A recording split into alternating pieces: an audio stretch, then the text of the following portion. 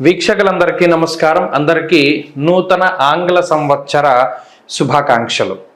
చాలామందికి క్యూరియాసిటీ ఉంటుంది, వచ్చే సంవత్సరం గ్రహగతుల్లో ఏమైనా మార్పులు ఉన్నాయా? అసలు నిజానికి క్యూరియాసిటీ ఉన్నా లేకపోయినా తెలుసుకోవాల్సినటువంటి విషయం ఏంటంటే గ్రహగతులు ఎలా ఉన్నాయి. ఈ దీర్ఘ సంచార గ్రహాలను బట్టి చూసేటువంటి ఈ సంవత్సర ఫలితాల్లో ఈ 2025వ సంవత్సరం జనవరి 1వ తారీఖు నుండి డిసెంబర్ 31 వరకు ఏ గ్రహాల తాలూకు అనుకూలత, ఏ గ్రహాల తాలూకు ప్రతికూలత మన మీద ఉంది అని తెలుసుకోవడం ద్వారా ఒక నిర్దిష్టమైనటువంటి ఒక ఆలోచన వస్తుంది. పలానా గ్రహం మనకు అనుకూలంగా ఉంది, పలానాది ప్రతికూలంగా ఉంది అని ఒక ఇయర్ని ప్లాన్ చేసుకోవచ్చు. ఉదాహరణకి గురువు అనుకూలంగా ఉన్నట్టయితే ఆ సంవత్సరంలో నూతన వస్తువులు, వాహనాదులు, ఉద్యోగంలో ఎదుగుదల, లేదా ఏదైనా ఇల్లు కట్టుకోవడము, సంతానం కలగడం, వివాహాది శుభకార్యక్రమాలు జరగడం, ఇటువంటి వాటి మీద ఎక్కువ ప్రభావాన్ని చూపిస్తారు. శనేశ్వరుడు అనుకూలంగా ఉంటే ఆర్థిక స్థితిగతులు మెరుగుపడుతూ ఉండడం, రాజకీయ లబ్ధి ఉండడం, జనాకర్షణ కలగడం, వ్యాపారాభివృద్ధి కలగడం, విదేశీయానం కలగడం, ఇటువంటివన్నీ కూడా జరుగుతాయి. రాహుకేతువుల అనుకూలత వల్ల కూడా చాలా రకాలైనటువంటి సమస్యలు, అటు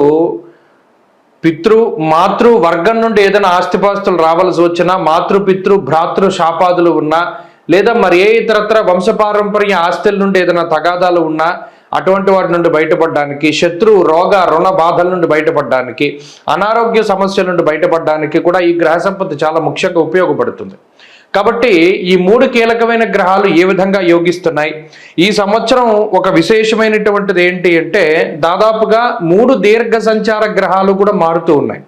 ఎప్పుడు ప్రతి సంవత్సరం ఏమవుతుంది అంటే గురువు కానీ రాహువు కానీ, ప్రతి సంవత్సరం గురుడు మారతారు, గురుడితో పాటు అప్పుడప్పుడు శని మారతారు, లేదా గురుడితో పాటు అప్పుడప్పుడు రాహువు మారుతారు. ఈ సంవత్సరం ఏమవుతుంది అంటే 3 గ్రహాలు కూడా మారుతూ ఉన్నాయి.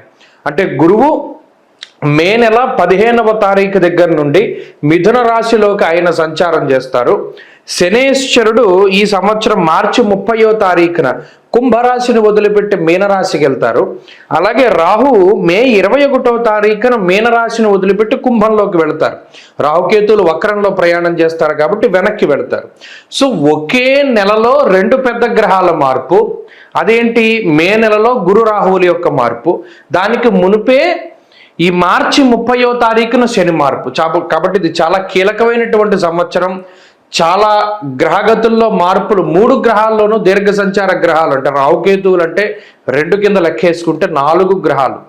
ఈ క్రియాశీలకమైనటువంటి మార్పుల్లో లాభపడేటువంటి రాశుల్లో మీ రాశి ఉందా లేదా అనేటువంటిది మనం తెలుసుకుందాం. 2025వ సంవత్సరం కుంభరాశి వారికి ఏ విధమైనటువంటి ఫలితాలను ఇస్తూ ఉన్నది అనేటువంటి విషయాన్ని ఈ వీడియో ద్వారా తెలుసుకుందాం. ముఖ్యంగా కుంభరాశి వారికి గత సంవత్సరంతో పోల్చుకుంటే ఈ సంవత్సరం మెరుగైనటువంటి ఫలితాలు కనబడుతూ ఉన్నాయి. కారణం ఏంటి అంటే దాదాపుగా 3 సంవత్సరాలు అనుకోవచ్చు గురుబలం వచ్చి, 1, 2, 3 అంతే 3.5 సంవత్సరాల తర్వాత పంచమ స్థానమందు గురుడు యోగించేటువంటి పరిస్థితులు కనబడుతూ ఉన్నాయి. గురుబలం ఎందుకు ముఖ్యం ఒకరి జాతకంలో అంటే, గురువు దేవతలకి, ఆయన బృహస్పతి దేవతలందరికీ గురువు. యజన కీర్తి గృహ కాంచన పుత్ర వస్త్ర అశ్వాధికారకుడు గురుడు. జాతకంలో ఎవరికైతే గురువు బలంగా ఉంటారో వారికి దైవ బలం ఉన్నట్టు. ఎందుకంటే మరి దేవతలందరూ మొక్కేటువంటి గురుస్వరూపం కదా. ఆయన ఎవరికైతే అనుకూలంగా ఉన్నారో అటు దేవతా శక్తులన్నీ కూడా వారికి అనుకూలంగా ఉంటాయి. నిజానికి ఏలినాటి శనిలో ఉన్న జన్మరాహు యొక్క దోషం ఈ సంవత్సరం పీడిస్తూ ఉన్న గురుడు పంచమ స్థానంలో ఉన్నందుకు కుంభరాశి వారికి అదృష్టం పట్టినట్టే చెప్పుకోవాలి. అర్ధలాభం తదైశ్వర్యం స్వకర్మ రతిహర్షితం సదా స్వజన సౌఖ్యంచ అన్నారు. అంటే ఇక్కడ గురువు పంచమంలో ఉండడం వల్ల ఏమవుతుందంటే మిమ్మల్ని నమ్ముకుని ఉన్నటువంటి వారందరూ కూడా బాగుంటారు, ఆనందంగా ఉంటారు. మిమ్మల్ని నమ్ముకున్న వాళ్ళు ఎవరో పాడైపోరు. ఇది ఒక మంచి విషయంగా చెప్పచ్చు. ఇంకా పుత్రాన్ బుద్ధిం పూర్వపుణ్యం చ పుంసాం మంత్రాం నీతిం మానసం మంత్ర విద్యాం అంటూ ఉన్నది శాస్త్రం. అంటే ఆ పంచమ భావం అనేటువంటిది చాలా ముఖ్యం. అటు మేధస్సు, ప్రజ్ఞ, తెలివితేటలు, పూర్వపుణ్యము, కొన్ని సందర్భాల్లో పూర్వపుణ్యము, అలాగేనేమో ఉపాసనకి సంబంధించినటువంటి స్థానం. అక్కడ గురువు ఉండడం కూడా ఒక మంచి విషయంగా చెప్పచ్చు. అర్ధలాభం తదైశ్వర్యం అన్నారు. అంటే అర్థం అంటే మనకి డబ్బు, ఈ ధనాగమనం అనేటువంటిది జరుగుతుంది. మరి ఏలినాటి శనిలో ఉన్నప్పుడు తేజో హానిర్మతిర్భ్రంశో మనఃపీడా భయం తదా. మనసు ఎప్పుడైతే పీడింపబడిందో, మనసు ఎప్పుడు పీడింపబడుతుంది? ఒక విషయం తప్పు, దీని వైపుకి వెళ్ళకూడదని తెలిసినప్పటికీ కూడా దాని వైపు తీసుకుపోతాడు. నిజంగా మనం చేసేది తప్పు అని తెలిసినప్పటికీ దాన్ని మనం ఆపుకోలేకపోతాం. వ్యసనే జన్మగేశనవు. అది వ్యసనమైన, స్త్రీలోలత్వమైన, లేకపోతేనేమో లేదా పర విషయాలపై, మనకి సంబంధం లేనటువంటి విషయాలపై. నిజానికి మనం చేసేది తప్పు అని తెలిసినప్పటికీ మనసును కంట్రోల్ చేసుకోలేక, నిజానికి ఇది చెప్తూ ఉంటారు చాలామంది, మీరు గమనిస్తే, నేను చేసే తప్పే కానీ నేను దీన్ని కంట్రోల్ చేసుకోలేకపోతున్నాను, నేను ఈ వ్యసనం జోలికి వెళ్లకుండా ఉండలేకపోతున్నాను, నేను ఈ జోదం జోలికి వెళ్లకుండా ఉండలేకపోతున్నాను, ఇలా అనేక రకాల విషయాలు చెప్తూ ఉంటారు. మరి అటువంటి వాటి నుండి బయటకు తీసుకొచ్చేటువంటి గ్రహం గురుడు. బుద్ధి, ప్రజ్ఞ, మేధస్సు వాటన్నిటికీ అధిపతిగా ఉన్నటువంటి గురుడు బుద్ధి స్థానంలో కూర్చొని ఉంటే బుద్ధి వక్రగతిలోకి వెళ్ళదు. ఈ పంచేంద్రియాలు అనేటువంటి 5 గుర్రాలని కంట్రోల్లో పెట్టేటువంటి గ్రహం గురుడు. నిజానికి మనసు అనేటువంటి ఆయన రాజు, ఈ పంచేంద్రియాలు కూడా ఆయన దగ్గర ఉండేటువంటి సేవకులు. ఈ సేవకులు రాజును తీసుకెళ్తూ ఉన్నారనుకోండి, పంచేంద్రియాల వెనకాల మనసు వెళ్ళిపోతుంది అనుకోండి, ఆ రాజు సమర్థమైనటువంటి వాడు కాదు. ఈ పంచేంద్రియాలకి కళ్ళెం వేసి పట్టుకుని ఇతనికి సంబంధించినటువంటి చోటకి తీసుకెళ్ళగలిగేవాడే సమర్థుడు. కాబట్టి ఇప్పుడు అటువంటి పరిస్థితులు ఏర్పడతాయి. కాబట్టి ఈ గురుగ్రహం యొక్క ప్రభావం వల్ల వ్యసనాల బారి నుండి విముక్తులవుతారు. ఏదైతే మనం దీన్ని వదలలేకపోతున్నాం, ఈ వ్యసనాన్ని మనం వదలలేకపోతున్నాం అనేటువంటి విషయాలు ఉన్నాయి, అటువంటి నుండి వాటి నుండి బయటకు వస్తారు. అలాగే ఏది సత్యము, ఏది అసత్యము, ఎవరు మంచివారు, ఎవరు చెడ్డవారు, ఎవరు మన వెనకాల గోతులు తీస్తున్నారు, ఎవరు మన కోసం నిజంగా కష్టపడి పని చేస్తున్నారు అనేటువంటి విషయాలపై కూడా స్పష్టత ఏర్పడుతుంది. అలాగే ఆర్థికపరమైనటువంటి అంశాల్లో ఎదుగుదల ఉంటుంది. ఇప్పటి వరకు పక్కవాడి యొక్క ఆలోచనల మీద ఆధారపడినటువంటి ఈ రాశి వారు సొంత బుద్ధితోటి ఆలోచన చేస్తారు. అటు ఆర్థికపరమైనటువంటి ఎదుగుదల, అటు ఆరోగ్యపరమైనటువంటి విషయాల్లో ఒక స్థిరత్వము, ఇవన్నీ కూడా లభించడానికి అవకాశం ఉంటుంది. ఆ గురుబలం వల్ల అన్ని విషయాలు సాధ్యమవుతాయి. ఎందుకు అంటే గురుడి యొక్క దృష్టి, ఆ నవమ దృష్టి రాశి మీద ఉంటుంది.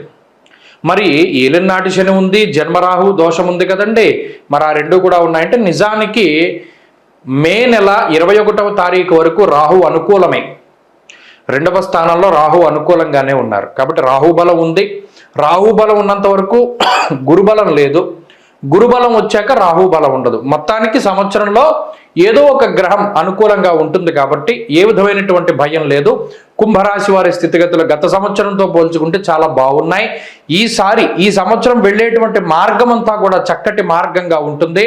అంతా కూడా తెలివితేటలతోటి, చాకచక్యంతో ముందుకు వెళతారు. మంచి చెడులు ఆ యుక్తాయుక్త విచక్షణ తెలుసుకోగలుగుతారు. అందరినీ ఆనందింపజేయగలుగుతారు. కుటుంబ సభ్యుల్ని ఆనందింపజేయగలుగుతారు. కుటుంబ సభ్యులతోటి సఖ్యత ఏర్పడుతుంది. వృత్తి వ్యాపార వ్యవహారాదుల అభివృద్ధిలో ఉంటాయి.